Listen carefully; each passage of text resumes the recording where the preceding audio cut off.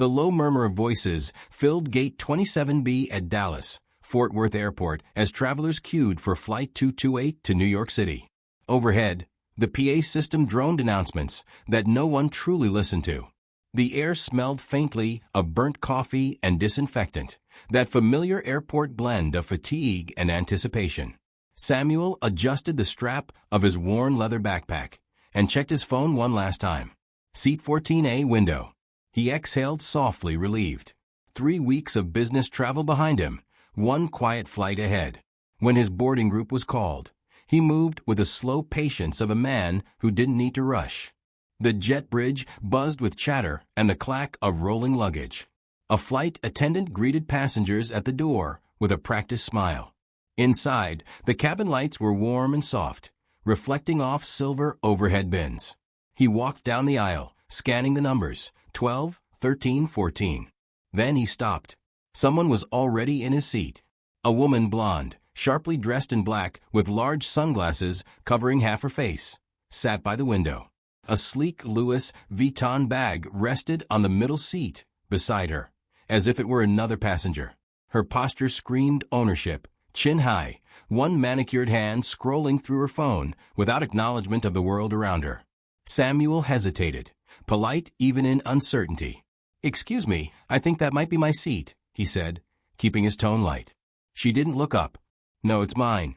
He double-checked his boarding pass. "It says 14A window seat."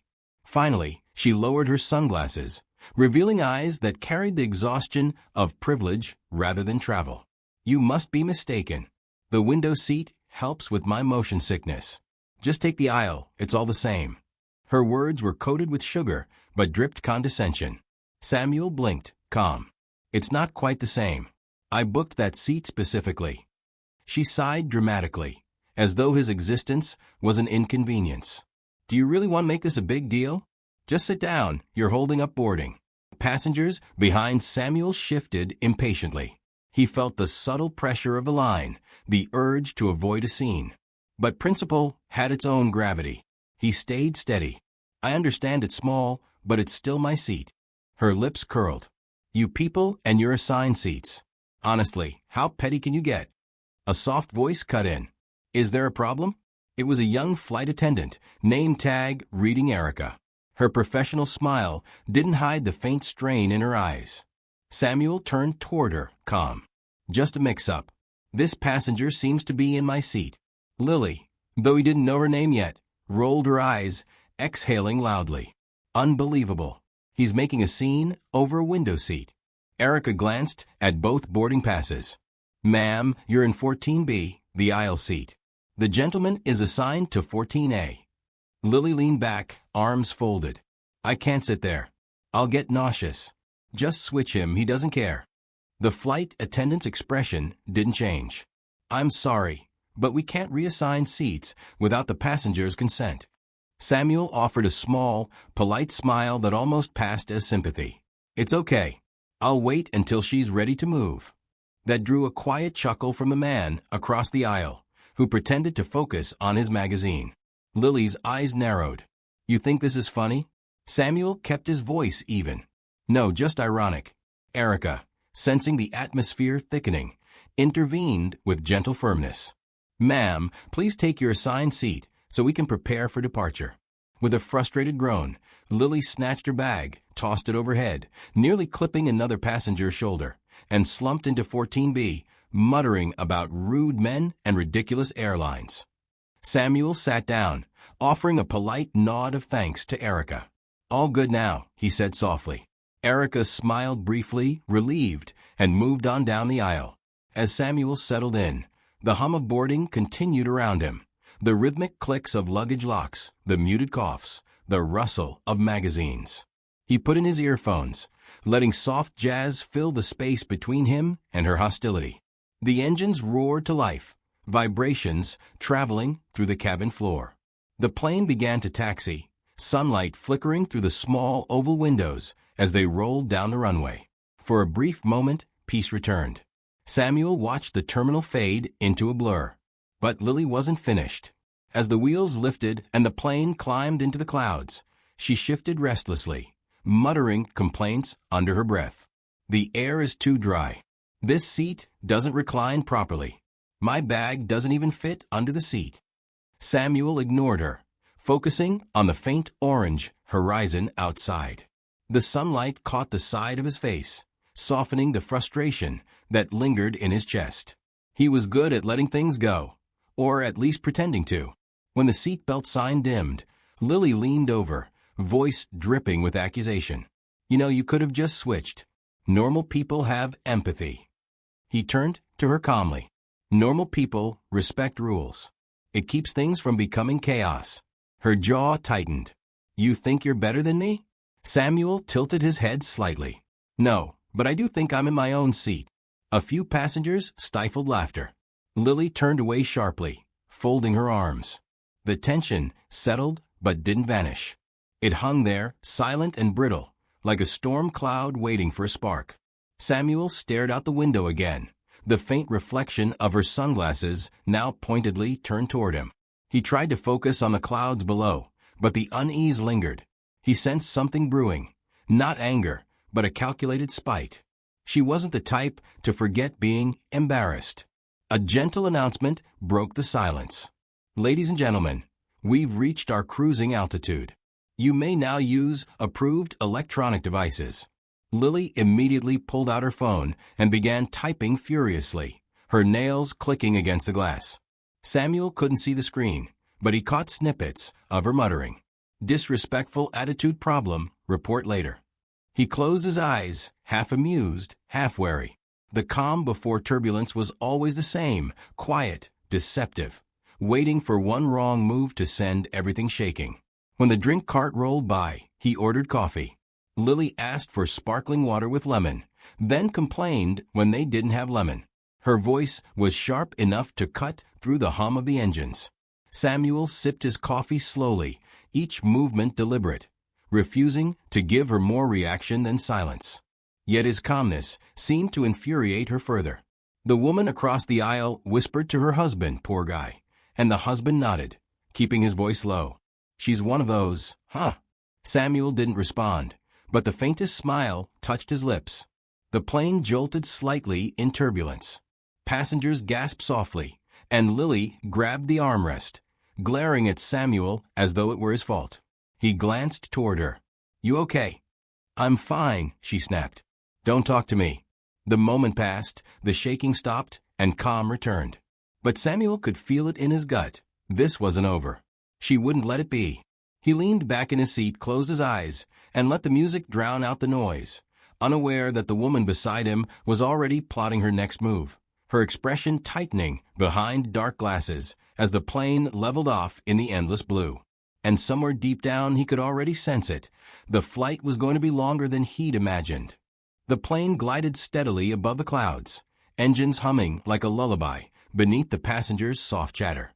Most travelers had settled into quiet routines, movies, earbuds, naps. The faint aroma of reheated pasta drifted through the cabin.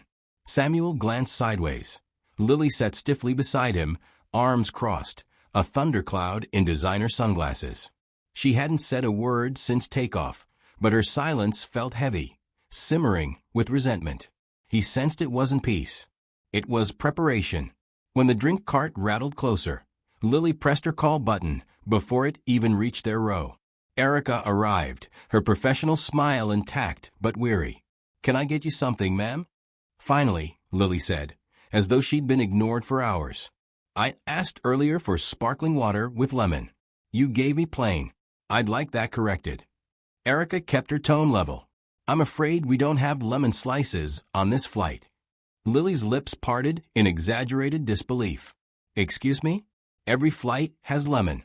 Are you telling me your airline can't manage a simple garnish? Passengers nearby exchanged quiet looks. Samuel stayed silent, eyes on his book, but he could feel the irritation radiating off her like static. Erica replied patiently, I can offer you lime or plain sparkling water. Lily sighed dramatically. Forget it. It's useless. The attendant gave a curt nod and moved on. Samuel thought that would be the end of it. But as Erica turned her back, Lily leaned toward him, voice dripping with bitterness. That's customer service for you, no respect. Just like some passengers. He didn't look up. Some passengers, or one in particular? She smiled thinly. You really enjoy this, don't you? Making people look foolish. I haven't made anyone look anything, Samuel said quietly. You're doing that on your own. Her jaw clenched, but she said nothing more. For a moment, only the sound of the engines filled the silence. Half an hour later, turbulence rolled through the cabin. The seatbelt sign pinged on. The plane shuddered lightly. Lily gasped, clutching the armrest. A few passengers murmured nervously. Samuel stayed still, calm, accustomed to travel. As the plane steadied again, Lily's expression hardened. She opened her bag abruptly, rummaging for her tablet. Her elbow struck Samuel's arm, sending his coffee splashing onto his jeans. He looked down, stunned for half a second, then up at her. Really? She blinked innocently. Oh, was that me? I didn't notice. You should keep your drink on your tray. There was no apology in her voice, only smug satisfaction.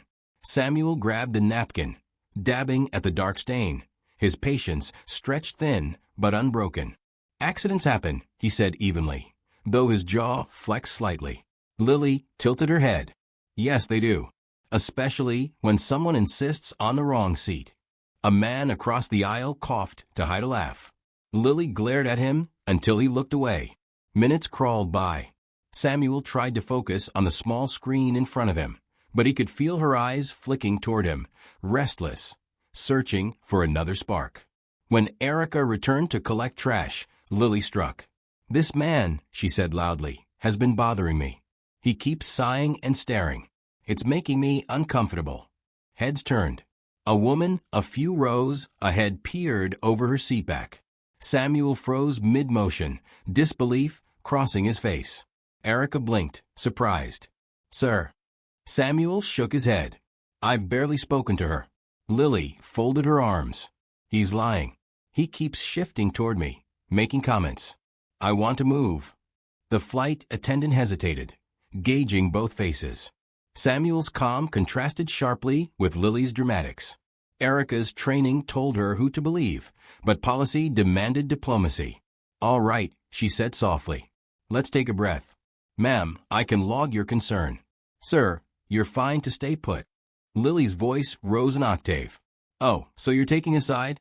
I'm not taking sides, Erica replied evenly. But there's been no evidence of misconduct. Please, let's not disturb other passengers. A quiet wave of whispers rippled through the rows. Someone muttered, here we go again. Samuel leaned slightly closer, his voice calm but cutting. You really don't like not getting your way, do you? She snapped, don't talk to me. Gladly, he said. The rest of the flight dragged in tense silence. Lily fidgeted constantly, pressing the call button twice more, rearranging her bag, pretending to cough whenever Samuel shifted. Her energy filled the small space like an electrical charge no one could ground. When dinner trays arrived, she claimed her pasta was cold and demanded another. Erica obliged once, but when Lily sent that one back too, Erica's patience showed its first crack. That's all we have, ma'am. Lily huffed loudly, muttering about incompetence.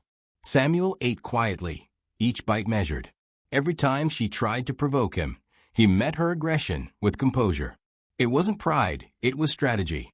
He could tell she wanted him angry, wanted validation for her outrage. But he wouldn't give it. As the lights dimmed for passengers to rest, the hum of the engines returned to dominance.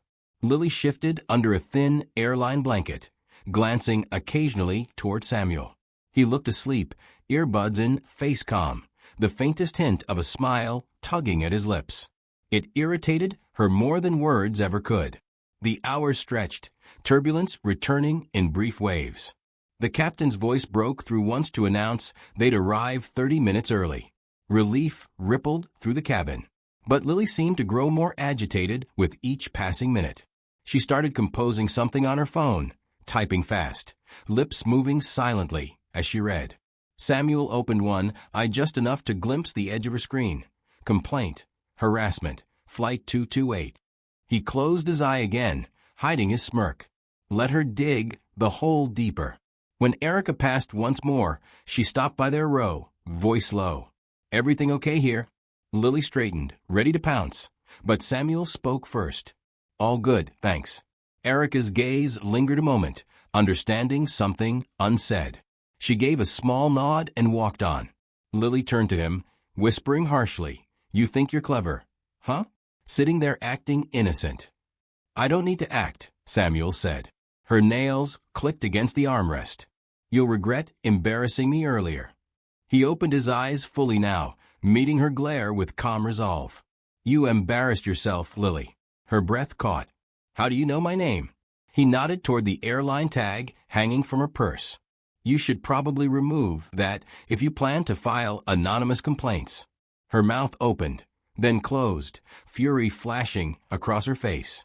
She turned away sharply, gripping her bag tighter. Samuel leaned back again, letting the rhythm of the engines lull the tension out of his shoulders.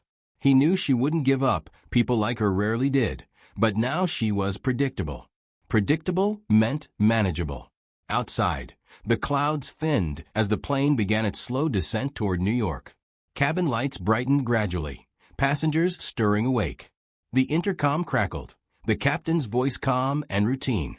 "Ladies and gentlemen, we've begun our initial descent. Please fasten your seatbelts." Lily pressed her call button again. Her voice trembled slightly, but not from fear. "I need to speak with the flight supervisor. Right now." Erica's voice came from the front. "We'll address any issues after landing, ma'am." "That's not good enough." Lily snapped. "I'll report this entire crew." Samuel said nothing. The landing was smooth, the tires kissing the runway with a soft thud. A collective exhale rippled through the cabin. Seatbelts clicked, phones buzzed back to life, and passengers began stretching, eager to escape confinement. But in row 17, the air was thick, charged with something unspoken. Lily sat rigid, lips pressed tight, her phone clutched like a weapon. Samuel stayed motionless, waiting for the right moment.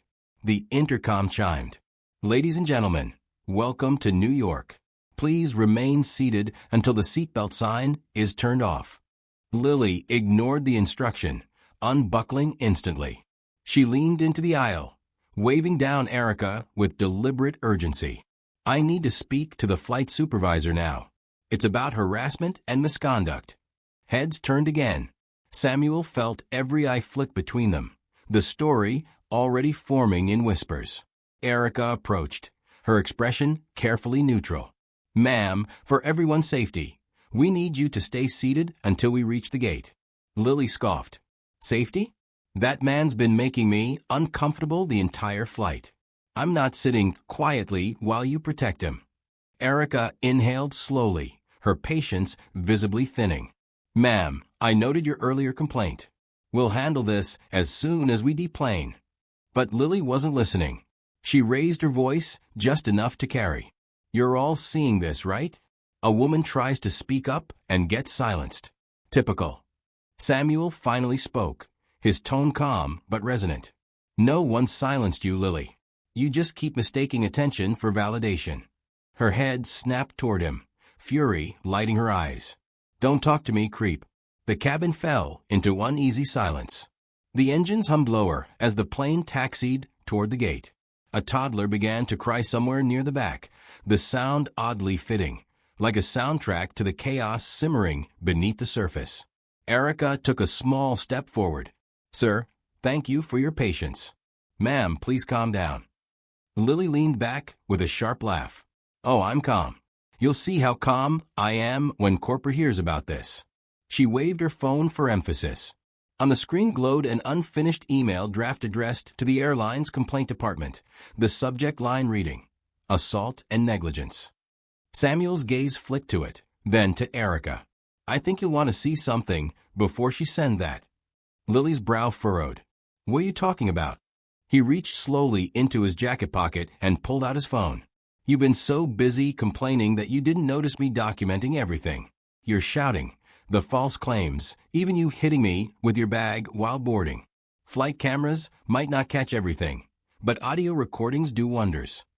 Lily's confidence faltered for the first time. You can't record people without consent." "I didn't," he said evenly. "The airline's internal mic system did." I just asked permission to verify timestamps. Erica's eyebrows rose. You did? Samuel nodded. Yes, I work in compliance for the company's aviation division. I was reviewing in-flight service protocols, undercover. A murmur rippled through the nearby seats. Lily's face drained of color. You're lying. Erica blinked, recognition dawning. Mr. Hale from corporate? He gave a quiet smile. That's right. Lily froze. You're not serious. He met her gaze with calm certainty. Very. For the first time since boarding, Lily had no words. Her mouth opened slightly, but no sound came. The power she had built her tantrum on dissolved in seconds, replaced by a tremor of humiliation. Erica straightened, composure returning swiftly. Ma'am, in that case, I'll be filing a full incident report. Mr. Hale, would you like to review it before submission? After we land, yes, Samuel replied. His eyes never left Lily's. Make sure to note every passenger who witnessed her outbursts. It's important we protect the crew from false claims. Lily sat back, pale, clutching her phone so tightly her knuckles whitened. You tricked me. Samuel's voice was low, steady. You tricked yourself. I just gave you room to show everyone who you really are. The seatbelt sign turned off. The cabin stirred to life again, but the air around them remained taut. Lily's bravado had evaporated, leaving only the quiet sound of her shallow breathing. Erica moved on to assist other passengers, her posture lighter, her relief unspoken. As the plane rolled to a stop and the doors opened, Lily stayed seated, dazed. Passengers filed past, some throwing her sympathetic glances, others satisfied smirks. Her earlier audience now dispersed, uninterested in her drama, without the spotlight. Samuel stood, collecting his bag from the overhead bin. He paused, glancing down at her. You know, Lily, sometimes karma doesn't yell. It just waits for the right moment to whisper. She looked up, eyes glassy. You think this makes you better than me? He adjusted his jacket. No, just quieter. He turned and stepped into the aisle, moving with unhurried grace. The world outside the plane looked ordinary, gray tarmac, blinking lights, baggage carts. But inside Lily's reality had shifted. The one thing she craved, control, had slipped entirely from her hands. As Samuel reached the doorway, the captain stood nearby, exchanging brief words with a ground officer. Erica caught Samuel's eye and gave a small nod of respect. Thank you for staying calm. Not everyone could have. Calm's easy, he said. It's silence that takes effort. He descended the jet bridge, the air cooler now, tinged with the sterile scent of the terminal. The sound of chatter, rolling luggage, and distant announcements filled the space. But beneath it all lingered a strange satisfaction, not triumph, but closure. Behind him, Lily finally rose, trembling. 2 ground staff members waited politely to speak with her. The whispering passengers had thinned, but a few still lingered, curious. She glanced toward Samuel's disappearing figure, her voice barely audible. I didn't mean for it to go this far. Erica's voice, steady and professional, answered her. Intentions matter less than actions, ma'am. You'll have a chance to explain yours. Lily's eyes lowered. Her phone, still in her grip, dimmed to black. Her unsent complaint now nothing more than another empty threat. Outside, Samuel reached the terminal window, overlooking the runway. He stopped for a moment, watching the aircraft being refueled, the workers moving in careful rhythm. His reflection merged with the faint outline of the plane behind the glass. For a moment, his expression softened. Less satisfaction now, more reflection.